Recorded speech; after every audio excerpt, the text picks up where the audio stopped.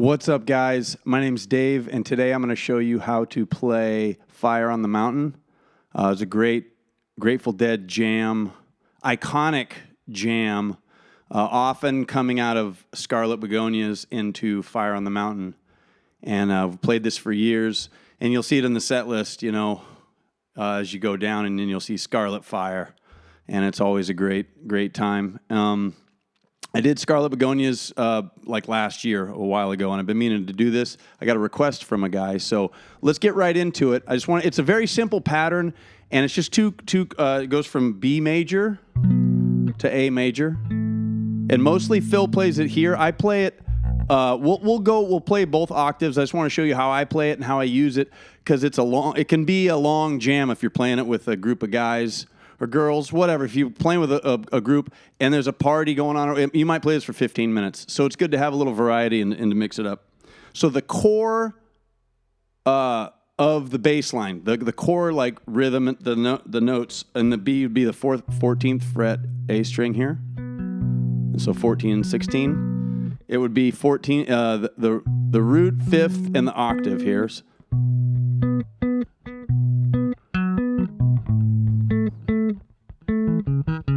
Sorry, I'm not really playing it so clean.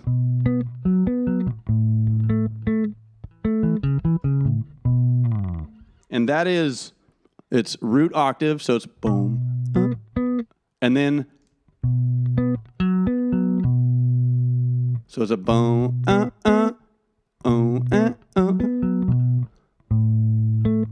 and then this here is,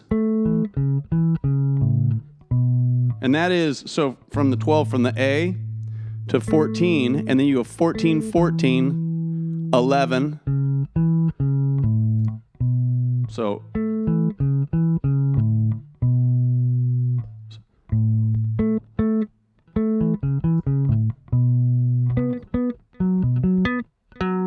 sorry, I'm messing that up.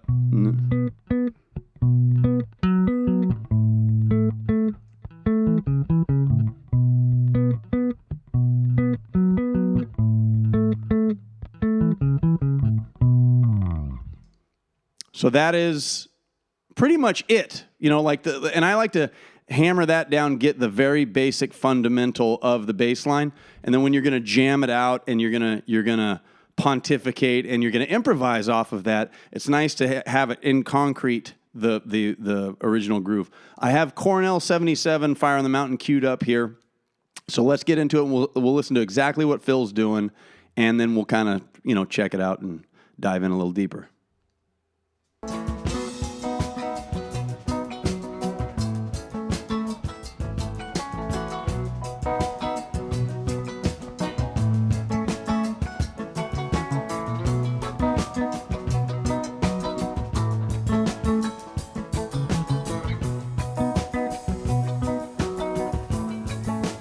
Notice he's playing very quick.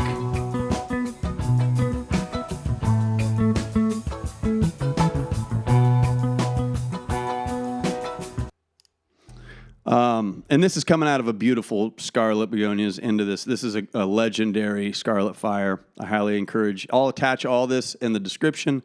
And then there's another Fire on the Mountain that I'll talk about in a bit. But yeah, just noticing right out of the gate, Phil, it's his notes aren't, there's very little sustain. They're very just boom.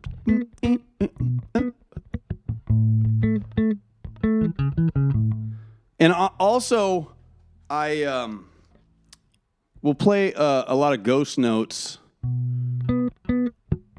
That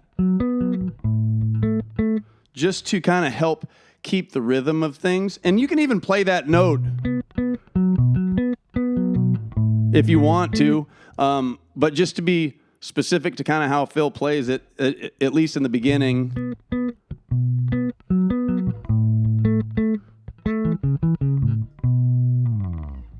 Right out of the gate. Here we go.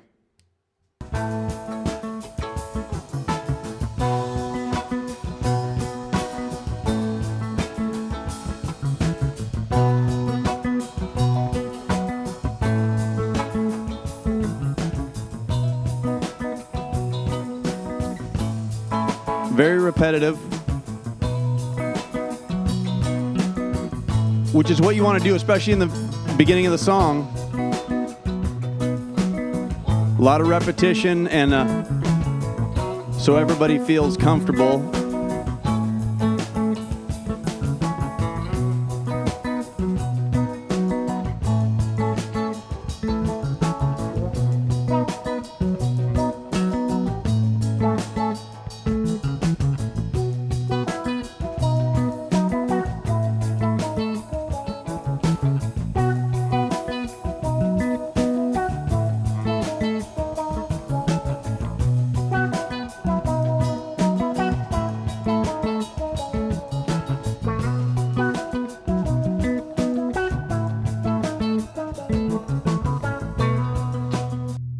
Another little thing that I noticed, and I remembered when it was like a little light bulb went off, because this can be, it's simple and it's repetitive. It's only 2 chords. It was hard to grasp, for me early on, I remember. And there was a little bit of a nugget where I was like, and it kind of helped to maybe solidify the actual Fire on the Mountain. Because there's a lot of ways to kind of bullshit this, and you can just, and just...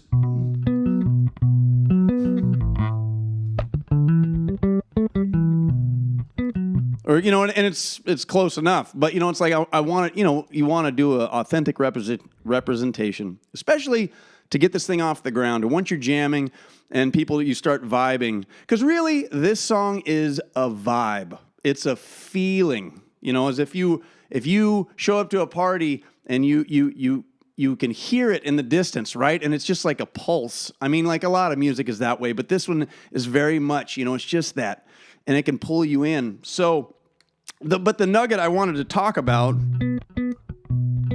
is there's a rest here. That little rest.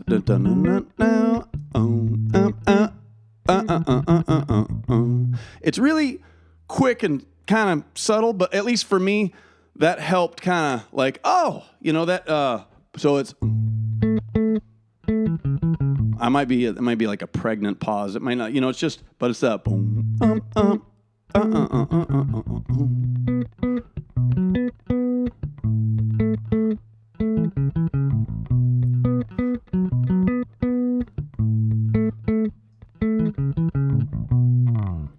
So that little rest in there can help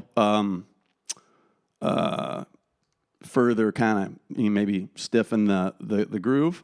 And while we're here, we're just going to kind of follow along for a little bit more. Like I say, this is it. This is really the whole thing. And what I will do to expand this jam and to maybe give it a little more feeling and to go back and forth is I'll play the same groove, same notes, except an octave down.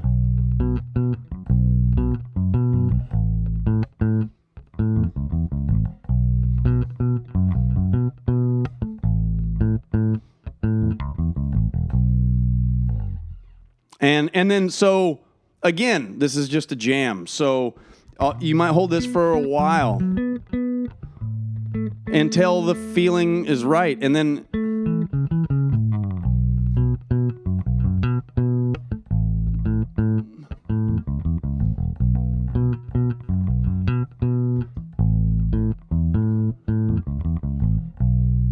And there's little tiny subtleties that you can use, like that, the boom.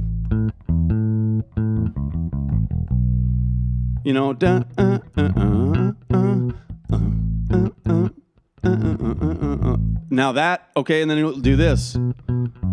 It's a little different. Like those two, they were just slightly different. And it's just a way to kind of, paint with your brush and just give it a little bit of variation.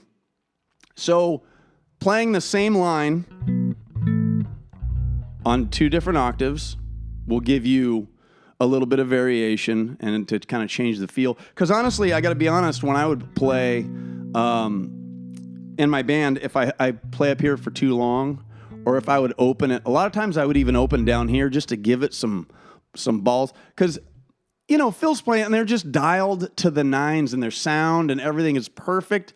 And he would spend a lot of time up here in the upper register, and everything would sound lovely. Well, when my band would play at the brewery or whatever, you know, and sometimes I'm up here, and it just sounded kind of thin, at least for me on stage, you know, and so I just get nervous, and then I go down here because I'm the bass player, you know what I mean? I want to have that boom, that fundamental. So just food for thought. We're just throwing pasta to the wall here. This is kind of how I do it, and let's keep going.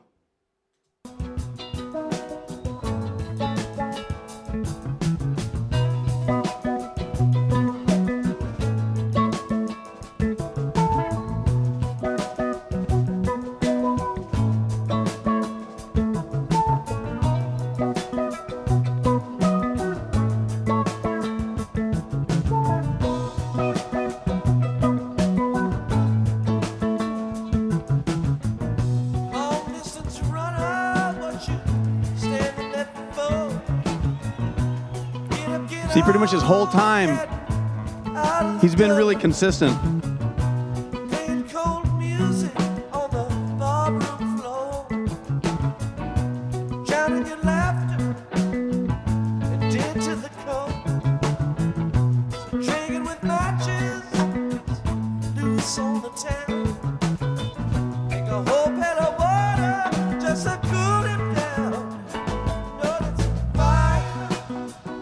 See, he still's up there. A lot of times, what I would do, even if you're up here for the verse, when it goes to fire, it would be boom, boom, fire, fire on the mountain. So, and like I say, that's just jumping between these two octaves. So that is the first kind of point. You know, learn it really well here, and then learn the same thing here.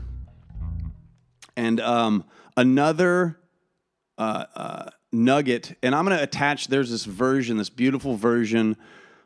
Jerry is playing with, he's like an African drummer. I'll attach it. It's wonderful. And his bass player is a guy by the name of Bobby Vega, who, if you're not familiar, you check him out. He's really a legendary player. And so he's playing this version of Fire on the Mountain, and it's totally different than what Phil plays. And so I kind of borrowed his style as well. And so what I would do is I'll start every Fire on the Mountain with Phil's, you know, that way it sounds familiar and everybody knows what we're playing. And then once we get kind of jamming, so then the other vibe, okay, old school, and then check this out.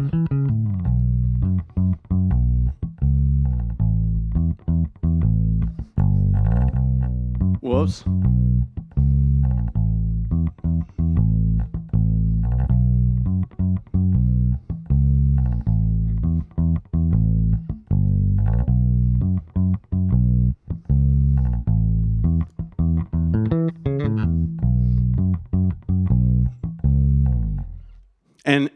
And then so and then go, you know. So you can think about it like two different bass lines, two different grooves. You can play the traditional way in both octaves, and then you can play the Bobby Vega way, so then to play that down here from B to A, and I'm just playing B, and then that's a F sharp, but it's 7/9, and it's just boom, oh.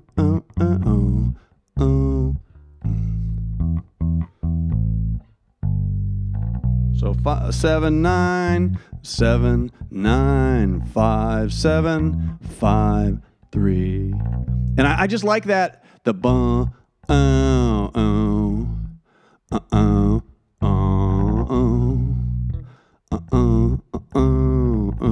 and that's like just a cool fill.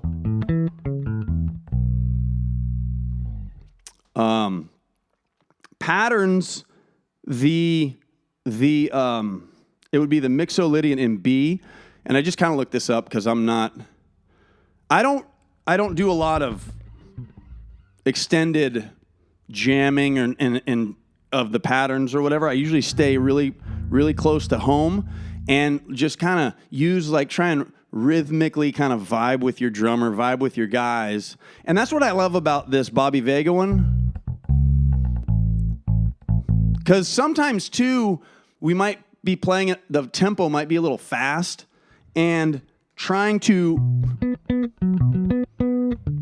you know, it can be a little overwhelming at times, maybe. I don't know. I'm just trying to help my bros here. So if you're in the middle of a jam, say you're a little tired, or it gets to be, you know,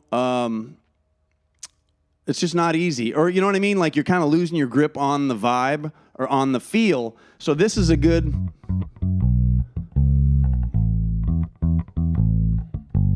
It's just an easy to keep it going. And I mean, you can do this. You can do this for a while.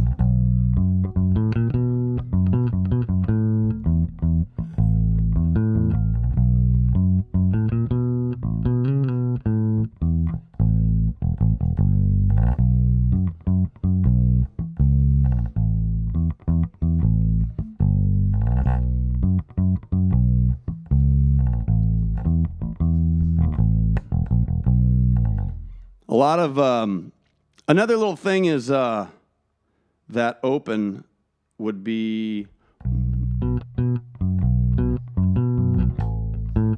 and then do boom. 5 open 7.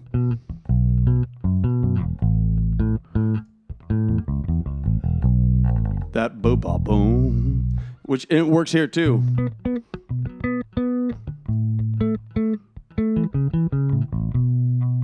You can or you can chromatic up to it, which is 12, 13, 14. So you would do.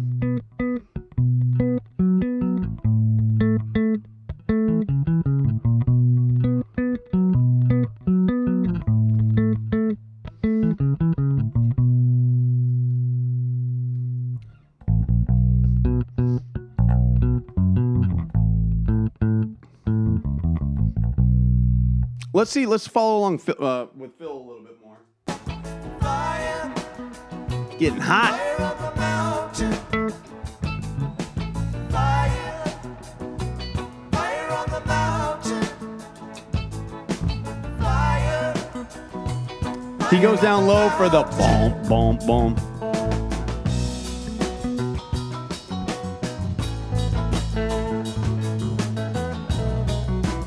He's going low.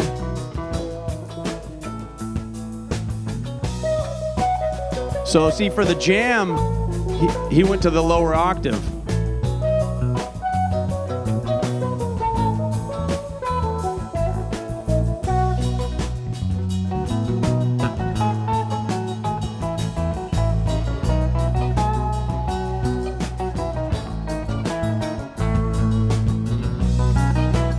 And you can kind of back off.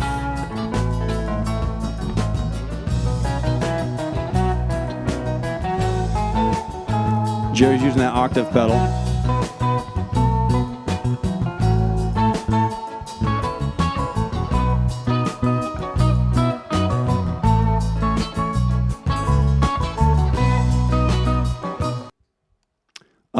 Yeah, when they went to the jam, so Phil Lesh pretty much plays the upper register all the way through until they start jamming, and then he started playing down low.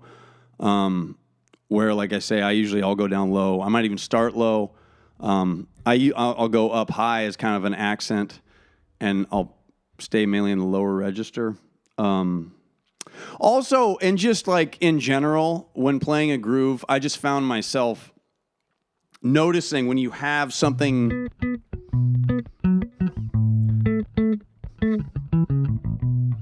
There's at least in my own experience, sometimes I will take the groove and it's like I've got the groove around the neck. You know what I mean? Like I'm just choking it and hanging on tight to maintain it and support it, and I'm trying to be a good bass player. You're trying really hard, and in that instance, sometimes it results in it's too much control. And I guess this is just more like a mental exercise that I'm trying to share.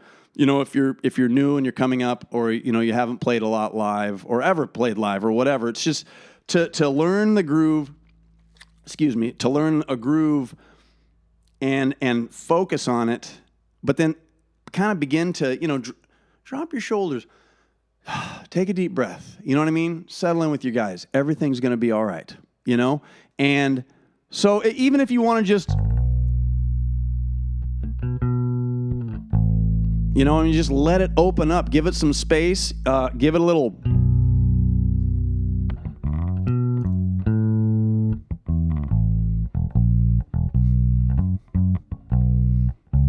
That's why I love this part of it, because too, you can even just use this to kind of catch your breath. And this applies to like all music, all songs and stuff. I've noticed, when I play certain songs or certain areas and where they're a little complicated or syncopated or whatever the case may be, and you're just hanging on, and you're hanging on too tight. And so sometimes it's important to kind of try to relax and try and find areas within a jam where you are comfortable and allow you to kind of come down, catch your breath, and then when you get back into that tight section, try and work with it. And that's all part of it. That's what we're just trying to, be good players and be good musicians.